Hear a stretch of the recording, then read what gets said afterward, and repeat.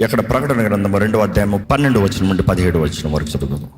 పెర్గములో ఉన్న సంగపు దూతకి ఇలాగు వ్రాయము: వాడి అయిన రెండంచులు గల ఖడ్గము గల వాడు చెప్పు సంగతులేవనగా, సాతాను సింహాసనమున్న స్థలములో నీవు కాపురమున్నావని నేను ఎరుగుదును. మరియు సాతాను కాపురమున్న ఆ స్థలములో నా యందు విశ్వాసి అయ్యుండి నన్ను గూర్చి సాక్షి అయిన అంతిపయాను వాడు మీ మధ్యను చంపబడిన దినములలో నీవు నా నామము గట్టిగా చేపట్టి నా యందలి విశ్వాసమును విసర్జింపలేదని నేను ఎరుగుదును.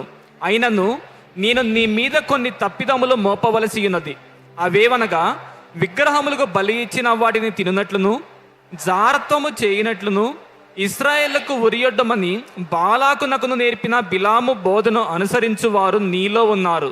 అటువలనే నికోలాయితుల బోధను అనుసరించువారును నీలో ఉన్నారు. కావున మారు మనస్సు పొందుము. లేనియడల నేను నీ ఎద్దుకు త్వరగా వచ్చి నా నోట నుండి వచ్చు ఖడ్గము చేత వీరితో యుద్ధము చేసేదను. సంగములతో ఆత్మ చెప్పుచున్న మాట చెవిగలవాడు వినుగాక.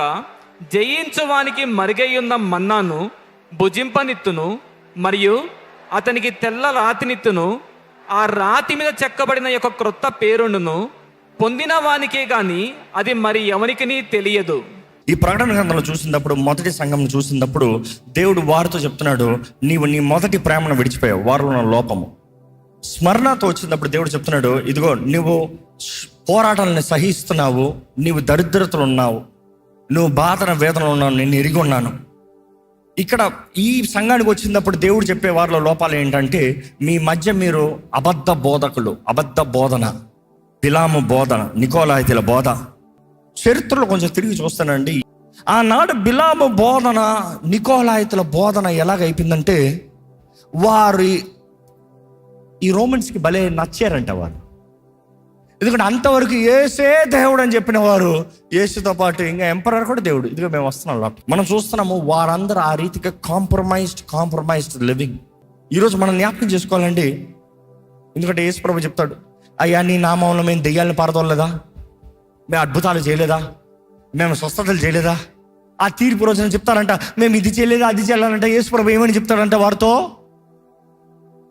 మీరెవరో నాకు తెలియదు, మీరెవరో నాకు తెలియదు అంటాడంట. అయ్యా నేను బాప్తీసం తీసుకున్నావు అన్నయ్యా, నువ్వెవరో నాకు తెలీదు. నువ్వు బాప్తీసం తీసుకున్నంత మాత్రాన పరలోకానికి వచ్చేవాడు కాదు. నిబంధన చేసిన వాడు నిబంధన తగినట్టుగా బ్రతుకుతానే. ఎందుకంటే నికోలాయితుల బోధ ఏంటంటే, నువ్వేదో నమ్మి బాప్తీసం పొందు, రక్షణ గురించి పడిన మాట ఉంది కదా, నమ్మి బాప్తీసం పొంది దాని తర్వాత ఏం చేసుకున్నా పరలోకం షూర్ నీకు కాదు. అందుకని యాకోబు పత్రికలో రాయబడుతుంది, పేతురు రాస్తున్నాడు, పౌలు రాస్తున్నాడు, ఇట్స్ ఆల్ వెరీ మచ్ నీకు అనుగ్రహించబడిన రక్షణ భయముతో జాగ్రత్తతో కొనసాగించు. నీకు ఇచ్చిన ఇంత గొప్ప రక్షణని నిర్లక్ష్యం చేస్తే ఏమవుతుంది నీ స్థితి? రక్షణ పొందినవాడు మరలా పాపపు కార్యాలు చేస్తా ఉంటే, యేసుని బహిరంగంగా సిలువ వేసేవాడు, ఆయన నిబంధన రక్తాన్ని కాలి కిందకి వేసి తొక్కేవాడు. అలాంటి వాడు మరలా రక్షించబడటానికి అవకాశమే ఉండదని చెప్తున్నాడు పౌలు. You see, everybody has walked so straight. కానీ నికోలాయితుల బాధ, ఇట్స్ ఫైన్. నికోలాయితుల బాధ, పర్లే నువ్వు రహస్యంగానే ఉండొచ్చు, పర్లే నువ్వు రహస్యంగానే ఉండొచ్చు, పర్లే నువ్వు రహస్యంగానే ఉండొచ్చు. కుదరదు. ఆది సంఘం ఎవరు రహస్యంగా ఉండలే. వారు విశ్వాసాన్ని ధైర్యంగా కనబరిచారు. మనసులో యేసుని నమ్ముతున్నానని చెప్తే బయట విగ్రహారాధన చేస్తే దేవుడు అంగీకరించాడు. జాగ్రత్త. ఐఎమ్ సారీ, చాలా మందికి మరి ఏం చేయమంటారు, ఇది కష్టం కదా. ఆది సంఘం ఏం చేశారు? ఈరోజు నువ్వు అంటున్నావు, నా విశ్వాసాన్ని తెలియజేస్తా, నా ఇంట్లో నన్ను వెలివేస్తారు. ఆది సంఘంలో ఏం చేశారు? ఐఎమ్ సారీ, ఇది ఇంటర్ కొంతమంది కష్టంగా ఉంది, కత్తి పెట్టినట్టు ఉంది మీద. ఎందుకంటే మీలోనే చాలా మంది అంటున్నారు, ఇదిగో నా ఇంట్లో తెలుస్తానన్న బయట తరవేస్తారు. ఏది నీ త్యాగం? ఏది నీ విశ్వాసం? నన్ను ఎవరు పెళ్లి చేసుకోరు. దేవుడు అన్యాయం చేస్తాడా? దేవుడు చేతకనోడా? దేవుడు విడిచిపెడతాడా? ఏది నీ త్యాగం, నీ సమర్పణ? నువ్వు చేసేది ఏం లేకుండా దేవుడు ఎట్లా చేస్తాడు? కొంతమంది అంటారు, మా ఇంట్లో ఎవరు తెలియదు, నేను రక్షించబడ్డాను, మా ఇంట్లో పెళ్లి చేస్తానని చూస్తున్నారు, విగ్రహారధికుడు అంట, పెళ్లి చేస్తారంట, ప్రార్థన చేయండి. ఏమని చేయాలి? పెళ్ళి ఆపని చేయాలా? లేకపోతే నీకు ధైర్యం ఇమ్మని చెప్పాలా? నేను ప్రార్థన చేస్తాను, ప్రభా ఈ సహోదరికి ధైర్యం తెచ్చేయ్యా, తన ఎవరో ప్రకటిస్తానికి, తను ఎవరో ధైర్యంగా చెప్తానికి, తన నీలో ఉన్న కలిగి ఉన్న ఆనందం ఏంటో తెలియజేస్తానికి. Because until you stand for God, God will not be glorified. నీవు క్రీస్తు కొరకు నిలబడితే మాత్రమే దేవుడు మహిమపరచబడతాడు. ఈరోజు మనం మన మహిమ కొరకు చూస్తున్నాం, మన క్షేమం కొరకు చూస్తున్నాం, మన కాపుదల కొరకు చూస్తున్నాం, మన దీవుని కొరకు చూస్తున్నాం. దేవుడు ఎక్కడ కనబడతలే. ఈరోజు ఈ వాక్యం వెంటనే మిమ్మల్ని అడుగుతున్నానండి, ఏంటి మీరు దేవుని కొరకు చేసిన తెగింపు, త్యాగము? ఎంత రోషం ఉంది మీకు దేవుని కొరకు? లోకల్ అన్యుల్ని చూడండి, ఎంత రోషం ఉంటుందో చూడండి. ఈరోజు క్రైస్తవుడే రోషం లేని క్రైస్తవులు కావాల్సినంత మంది కనబడుతున్నారు. క్రీస్తు నామానికి అవమానం తెచ్చేవారు. I'm not telling you to be rebel, but stand as a Christian. ఆది సంఘం రెబెల్ కాదు. ఈరోజు సంఘ పరిస్థితులు చూసినప్పుడు, కొన్ని పరిస్థితులు చూసినప్పుడు చాలా బాధగా ఉంటుంది. ఈ రోజులు ఎలా తయారయ్యారంటే, ఇదిగో ఒక క్రైస్తవుని కొట్టాడు, అయితే నేను వెళ్తున్నాను, నేను కొడుతున్నాను, రెండ్రా మన కూడా వెళ్ళి కొడతాంటారు, రెండ్రా మన కూడా వెళ్ళి తగలాడుతుంటారు, మన కూడా న్యాయం తెలుసుకుంటారు. ఏంటి చేసేది? ఆది సంఘాలు రెబెల్ అయ్యారా? అదా వాక్యం నేర్పించేది. శ్రమ సహించువాడు ధన్యుడు అని చెప్తే శ్రమ వద్దు నాకు.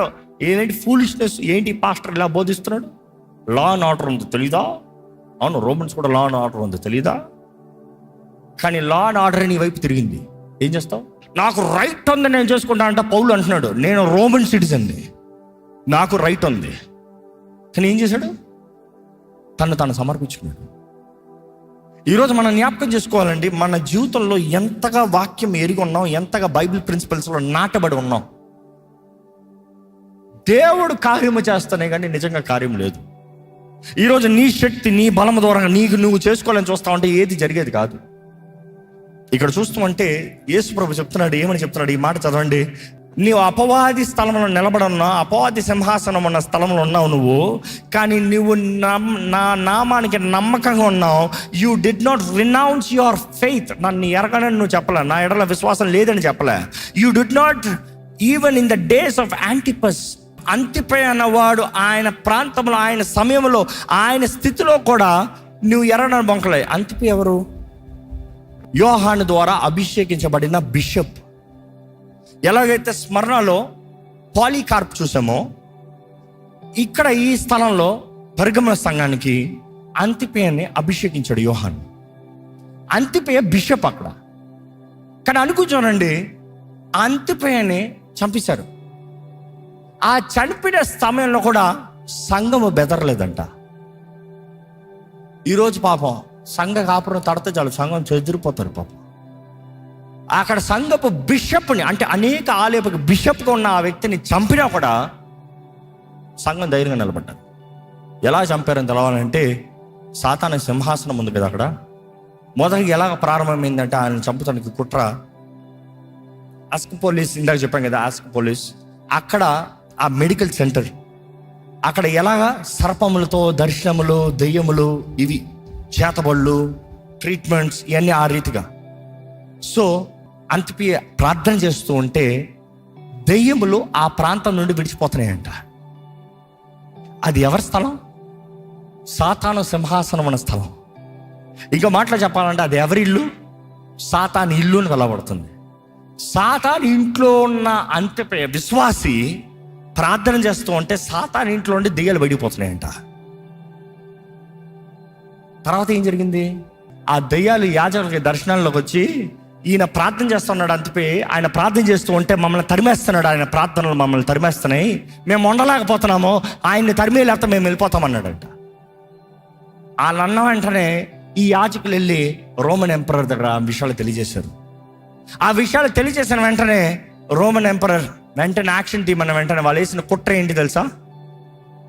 అంతిపే దగ్గరికి వెళ్ళి, బిషప్ దగ్గరికి వెళ్ళి, ఇదిగో ఎంపరర్ ప్రభు, ఎంపరర్ దేవుడు అని నువ్వు మొక్కి ద్రాక్షారసాన్ని, బలర్పణని తీసుకుని, ధూపాలని తీసుకుని వెళ్ళి ఎంపరర్కి బలివి అన్నారంట. ఆయన యథావిధిగానే నో, యేసుకు మాత్రమే మొక్కుతాను, యేసు మాత్రమే దేవుడు అని చెప్పాడు. ఎంపరర్ దేవుడు నేను అంగీకరించానంటే వాళ్ళు తెలిసి అంగీకరించడాన్ని నేరుగా తీసుకెళ్ళి ప్రపంచంలోనే ఇంతవరకు మరణశిక్ష, శిలువ శిక్ష కన్నా మరణశిక్ష ఘోరమైంది ఏదంటే ఈ శిక్ష. ఎలాగ ఈ శిక్ష అంటే, ఈ ఆలయంలో మధ్యలో ఉంటుంది ఈ దూడ, ఇక్కడ పైన ఈ మధ్యలో దూడ ఉంటుంది. ఇది సాతాను సింహాసనము. అక్కడ ఖైదీల్ని, నేరాలు చేసిన వాళ్ళని, లేకపోతే ఎవరైనా సాక్రిఫైస్ అవ్వాలంటే వాళ్ళని తీసుకొచ్చి దాంట్లో వేసేస్తారంట.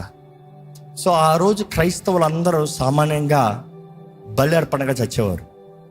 సో ఈయన అంతపైన కూడా తీసుకెళ్ళి it is known to be the brazen aux. ఈ దూడ చూసినప్పుడు లోపట చూస్తే దాని గొంతు దగ్గర పైప్స్ ఉంటాయి. ఆ పైప్స్ దేనికి? మనిషిని లోట పడేసి ఇందులో బొమ్మలో సరిగ్గా చూపలేదు కానీ చేతులు కట్టేస్తారంట, కాలు కట్టేస్తారంట. లోట మనిషిని వేసి తలుపేసేసి కింద నుండి మంట పెడతారు.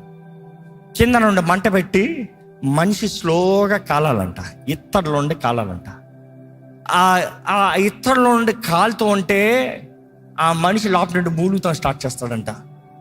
ఆ మూలుగుడు ఎట్లా వస్తాడంటే ఆ గొట్టంలో నుండి బయటికి వచ్చేటప్పటికి ఆ ఎద్దు లేకపోతే దూడ నోట్లో నుండి సౌండ్ వస్తున్నట్టు ఉంటుందంట. They use to say, historians రాస్తారు, it is like the bull come alive.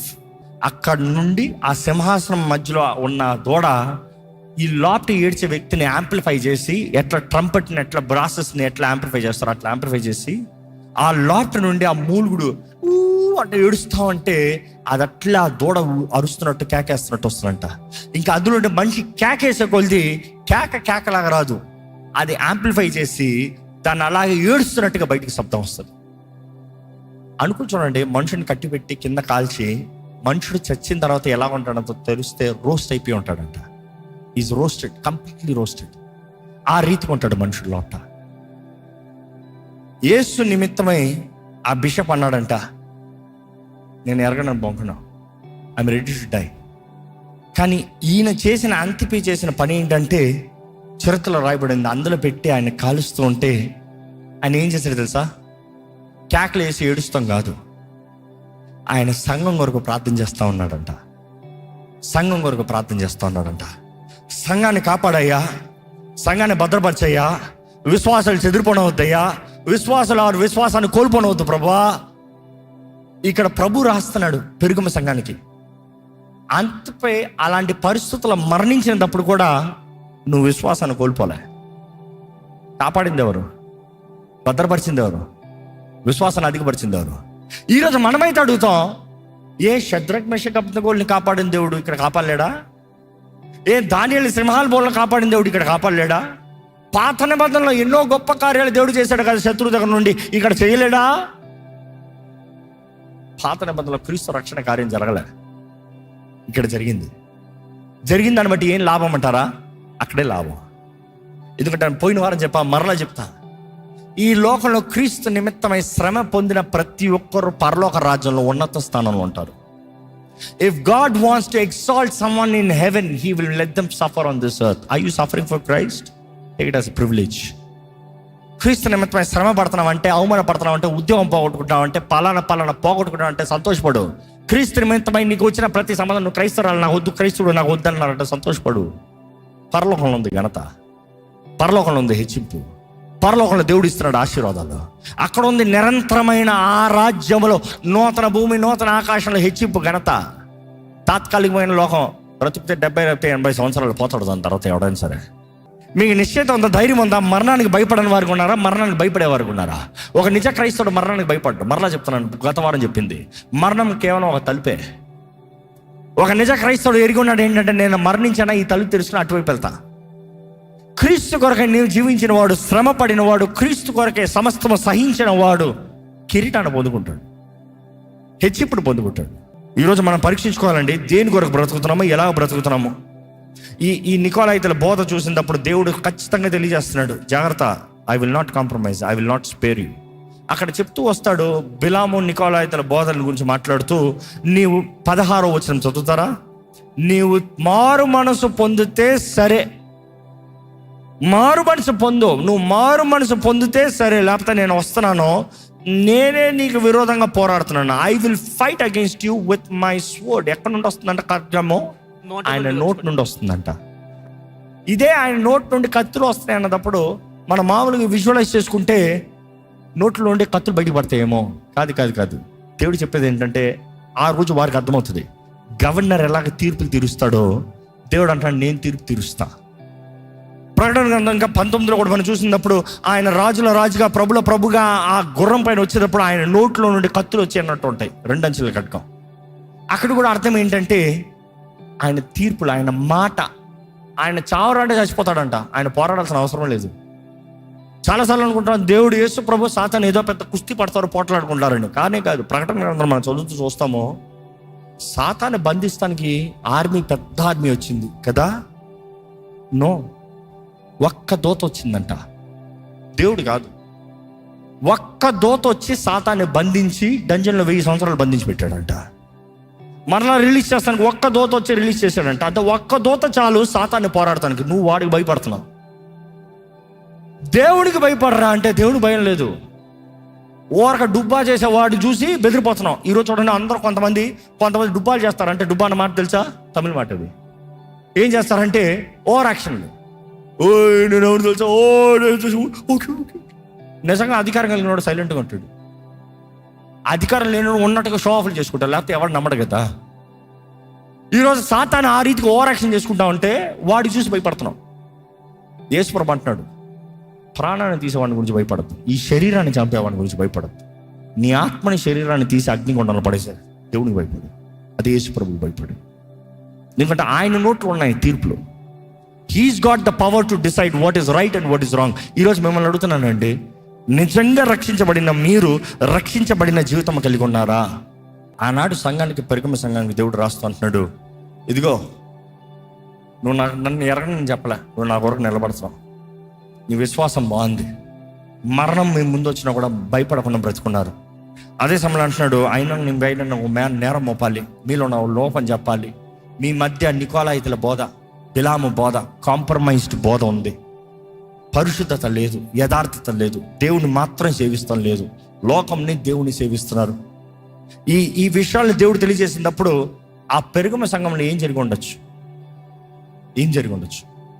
ఈరోజు అక్కడ ఏం జరిగిందో నాకు తెలియదు, కానీ మన మధ్య ఏం జరుగుతుందో చెప్పుకోవాలి. ఈరోజు దేవుడు మీతో మాట్లాడుతున్నాడు. కాంప్రమైజ్డ్ లైఫ్లో ఉన్నారా? దేవుడు లోకము, దేవుని మెప్పిస్తాం, లోకాన్ని మెప్పిస్తాం, దేవునికి లోకానికి లింకులు పెట్టుకుంటున్నారా? లేకపోతే మరలా అడుగుతున్నా, ప్రారంభంలో అడిగిన ప్రశ్న, ఇందుకొరకు మీరు దేవుని ప్రేమిస్తున్నారు, ఇందుకొరకు దేవుడిని నమ్ముకున్నారు. Why do you believe Jesus? ఇందుకొరకు యేసు ప్రభుని నమ్ముకున్నారు, అంతే పాయింట్. దానికి మీకు ఆన్సర్ అంటే మీరు నిజంగా క్రైస్తవులా కాదా అని తెలియజేయబడుతుంది. ఎందుకు యేసుని నమ్మేమన్న దానికి నీ ఆన్సర్ కరెక్ట్గా వ్యాలిడేషన్ ఉంటే నువ్వు నిజ క్రైస్తవుడా కాదా తెలియజేయబడుతుంది. కేవలం తాత్కాలికమైన భోగముల కొరకు, తాత్కాలికమైన కార్యాల కొరకు, తాత్కాలికమైన విషయాల కొరకు దేవుడిని నమ్మిన వ్యక్తి అయితే జాగ్రత్త, పోగొట్టుకుంటాం. రెండో మరణం, జీవితాన్ని, సర్వాన్ని పోగొట్టుకుంటాం. ఈ లోకంలో త్యాగం చేయి. ఎందుకంటే ఈరోజు నిజంగా ఈ వాస్తవానికి ఒక మాట చెప్పాలంటే, నిజంగా క్రైస్తవులకి నిజంగా పరలోకం ఉందా? నిజంగా యేసు ప్రభు దేవుడా? నిజంగా యేసు నామాన్ని నమ్మితే రక్షణ ఉందా? నిజంగా ఇంకొక లోకం, ఇంకొక నూతన భూమి ఆకాశాన్ని దేవుడు చేస్తున్నాడా? నిజంగా తీర్పు ఉందా? అర్థం కావట్లే. ఎందుకంటే బాధకరమైన విషయం, అధిక శాతము క్రైస్తవులకి తీర్పు ఉందన్న మాట తెలియట్లే. పరిశుద్ధాత్ముడు వచ్చినప్పుడు కేవలం నీ కృపను కాదు, నీ పాపాలను ఒప్పింపజేస్తాడు, తీర్పుని గురించి జ్ఞాపకం చేస్తాడు. పరిశుద్ధాత్ముడు చేసే పనులు.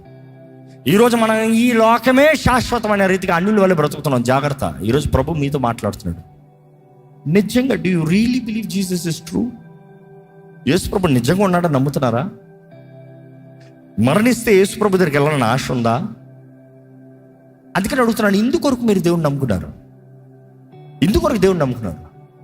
పుట్టకతో క్రైస్తవుడు అంటే అలాంటి మాట లేదు బైబిల్లో.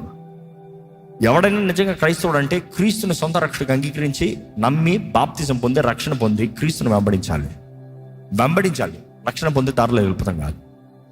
తన్ను తాను ప్రతిదినం ఉపేక్షించుకోవాలన్న మాట యేసు ప్రభు తెలియజేశాడు. తలలో ఉంచుతామండి, ప్రార్థన చేద్దాం. మనల్ని మనం పరీక్షించుకుంటూ, మన జీవితాలను పరీక్షించుకుంటూ, ఎలాంటి బోధనలో నడుస్తున్నామో, ఎలాంటి మార్గంలోకి వెళ్తున్నామో, ఎలాంటిగా మనం క్రీస్తు కొరకు నిలబడుతున్నామో, ఏది మన సాక్ష్యం, ఏది మన సాక్ష్యం ఏంటి? దేవుని నోట నుండి వస్తుందంట ఖడ్గము. ఈరోజు నీ వైపు ఆయన ఖడ్గం వచ్చిందంటే ఏమవుతుంది? దేవుని వాక్యం తెలియజేస్తుంది, ఆయన వాకు ప్రతిదాన్ని సపరేట్ చేస్తాడంట. మూలుగుల్ని, మాంసాన్ని, ఎముకల్ని, అన్నిటిని, ఎవ్రీథింగ్ ఇట్ సపరేషన్. ఈరోజు నిన్ను దేవుడు పరీక్షిస్తే నీ తలంపులు ఏంటి, నీ ఆశలేంటి, నీ కోరికలేంటి, నీ వాంఛ ఏంటి, ఏంటి నీ బ్రతుకు ఏంటి? What is that you seek, what is that you ask God? ఏంటి నువ్వు అడిగేది ఏంటి? ఏంటి నువ్వు అడిగేది ఏంటి? ఈరోజు ఎంతోమంది పాపపు మార్గంలో, లోకపు మార్గంలో చచ్చిన స్థితిలో ఉన్నారు. బ్రతుకున్నాను అంటేనే ఇంకా చచ్చిన స్థితిలో ఉన్నారు.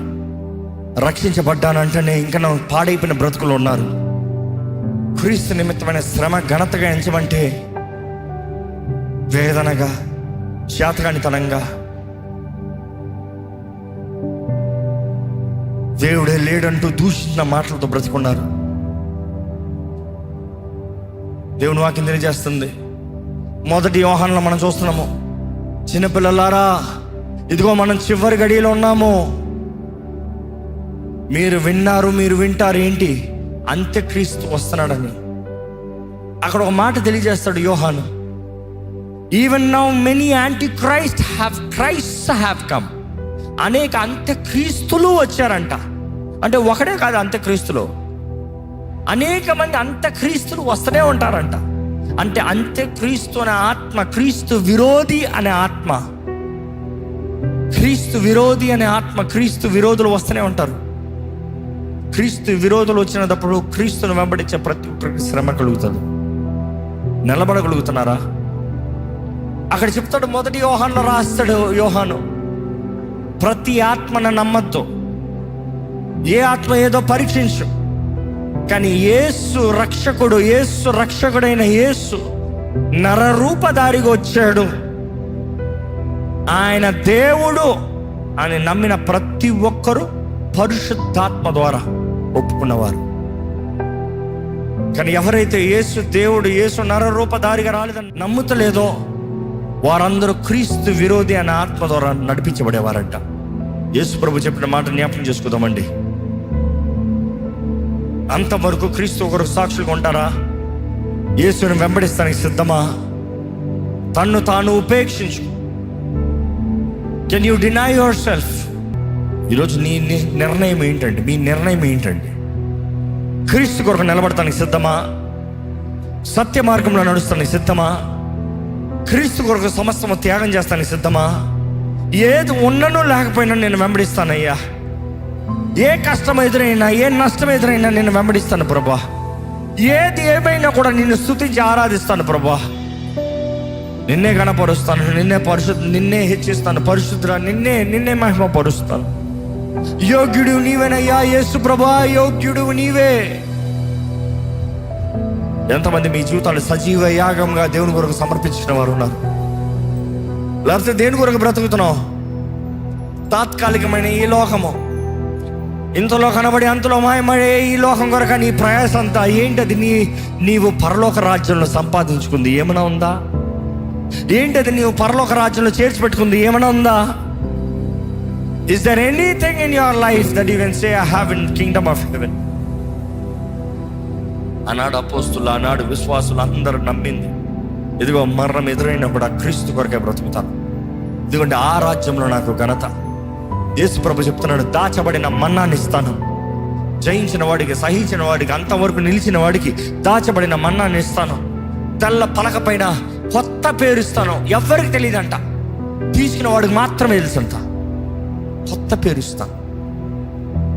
తండ్రి కూడా కుమారుడికి ఒక పేరు ఇచ్చాడంట, ఎవరికి తెలియదంట. దేవుడు వాక్యంలో ఉంది. దేవుడు అంటున్నాడు, అదే రీతిగా నేను నీకు ఇస్తాను ద రివార్డ్, ద వాల్యూ. ఈరోజు మనల్ని మనం పరీక్షించుకోదామా అండి? దేవునితో మన ప్రార్థన చెప్తామా? దేవా, నిన్ను వెంబడిస్తానయ్యా, నిన్ను సేవిస్తానయ్యా, నీకు నమస్కరిస్తాను, నిన్ను ఆరాధిస్తానయ్యా, నీ కొరకు నీ సాక్షిగా బ్రతుకుతాను ప్రభా. చెప్తారా? నిజంగా దేవుని ప్రేమిస్తున్నారా? ప్రేమిస్తే చెప్పండి, దేవా నిన్ను ప్రేమిస్తున్నాను ప్రభా. గత 2 వారాలుగా దేవుడు మాట్లాడుతూ ఈరోజు 3వ వారము మనల్ని పరీక్షించుకోమని దేవుడు ఆయన ఉత్తరముల ద్వారా, పత్రికల ద్వారా యేసు ప్రభువే తెలియజేస్తున్న ఈ మాటలు మనల్ని మనం పరీక్షించుకోవాలి. How much are we in faith? How much do we believe Christ? పరిశుద్ధ ప్రేమ తండ్రి, ఇదిగో ఎక్కడున్న ప్రతి ఒక్కరిని చేతులకు అప్పచెప్తున్నానయ్యా. మాతో మాట్లాడుతున్నావయ్యా, మా స్థితిని గ్రహించుకోమంటున్నావయ్యా. నువ్వేంటి ఎదురు చూసేది మా దగ్గర నుంచి తెలియజేస్తున్నావయ్యా. కానుకలు బలార్పణల కన్నా దేవా మమ్మల్ని సజీవ యాగంగా సమర్పించుకోమని నువ్వు తెలియజేస్తున్నావయ్యా. ఇక్కడ ఉన్న ప్రతి ఒక్కరు ఎందుకు నేను నమ్ముతున్నారో పరీక్షించిన కృపణ దయచి, ఏంటిది నీ దగ్గర నుండి కోరుతున్నారో పరీక్షించిన కృపణ దయచి. ఇక్కడ ఉన్న ప్రతి ఒక్కరు నిజంగా నిన్ను ప్రేమించాలయ్యా. నిన్ను ప్రేమించుకున్నా మేము ఏది కలిగి ఉన్నా, ఏది పొందుకున్నా ఏ ప్రయోజనం లేదు.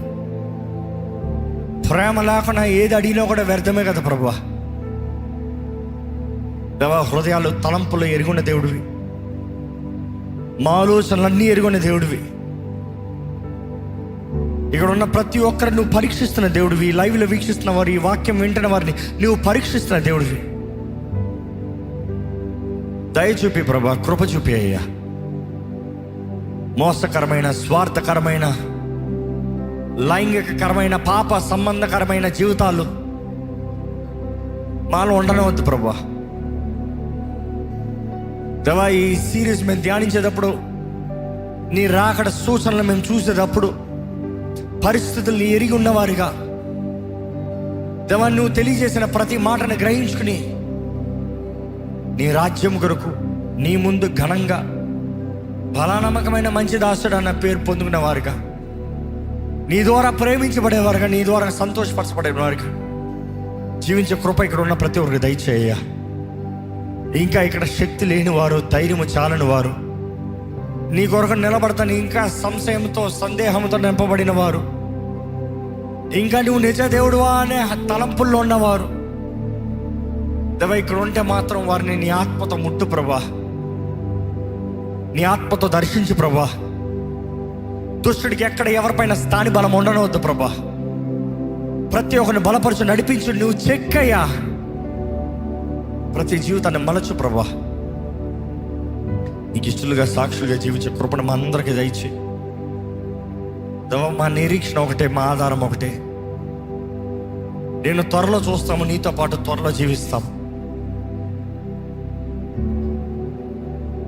దేవా. రాజ్యంలో మేము ఉండాలని ఆశపడుతున్నామయ్యా. ఈ లోకంలో ఉన్నంత కాలము మేము ఏది చేసినా నీ మహిమ కొరకు ఉండాలి. మా జీవితంలో నీ మహిమ కొరకు ఉండాలి. మా జీవితంలో నీ సాక్షిగా ఉండాలి. మా జీవితాలు నిన్ను గణపరచాలి ప్రభా.